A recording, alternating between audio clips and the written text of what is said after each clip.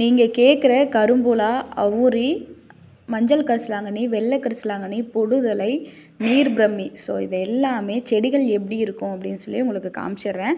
அதே மாதிரி உங்கள் ஏரியாவில் இதே மாதிரி செடி இருக்குது, எனக்கு டவுட்டாக இருக்குது, ஆனால் இது கன்ஃபார்மாக எனக்கு தெரியல அப்படின்னாலும் எனக்கு ஃபோட்டோ எடுத்து அனுப்புங்க. அது என்னென்ன செடி அப்படின்னு சொல்லிட்டு நான் சொல்கிறேன். சரிங்களா? இதுதான் அவுரி, இது கரும்புலா. ஓகேவா? பார்த்துக்குங்க. கரும்புலாவுக்கும் அவுரிக்கும் வித்தியாசம். ஏன்னா இலைகள் வந்து இதில் பெருசாக இருக்கும் கரும்புலாவில், அவுரியில் கொஞ்சம் சின்னதாக இருக்கும்.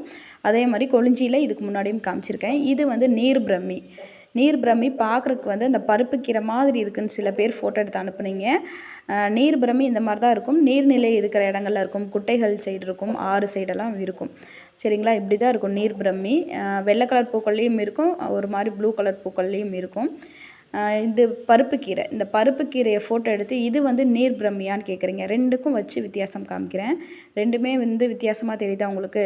தனித்தனியாக பார்க்கும்போது உங்களுக்கு வித்தியாசம் தெரியாது. இப்போ ஒட்டுக்கா பார்க்கும்போது உங்களுக்கு வித்தியாசம் தெரியும். சரிங்களா? ரெண்டுமே வந்து நம்ம உணவுக்கு பயன்படுத்தக்கூடிய கீரை வகை தான். இது வந்து வெள்ளை கரிசலாங்கண்ணி. வெள்ளை கரிசலாங்கண்ணியில் இப்படி தான் பூ இருக்கும். இப்போ எங்கேயாவது வந்து வெள்ளை கரிசலாங்கண்ணி பார்க்குறீங்க அப்படின்னா கொஞ்சமாக பறித்து நல்லா கசக்கி பாருங்கள்.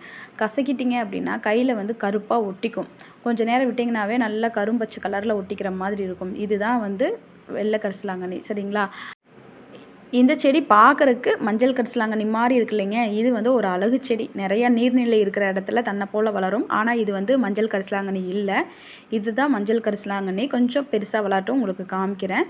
இது வந்து பொடுதலை. இதுக்கு முன்னாடி வீடியோஸ்லாம் காமிச்சிருப்பேன். இது வந்து பொடுதலை. பொடுதலை மாதிரியும் ஒரு செடி இருக்குது, ஆனால் அது வந்து செடி மாதிரி வரும். இது வந்து படர்ந்து படர்ந்து வளரும்.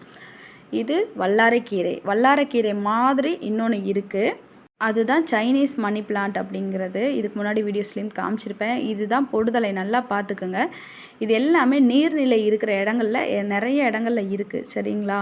நீங்கள் பார்த்தாலே உங்களுக்கு தெரியும். இது வந்து முதியார் கூந்தல் அப்படின்னு சொல்லிட்டு இது நிறைய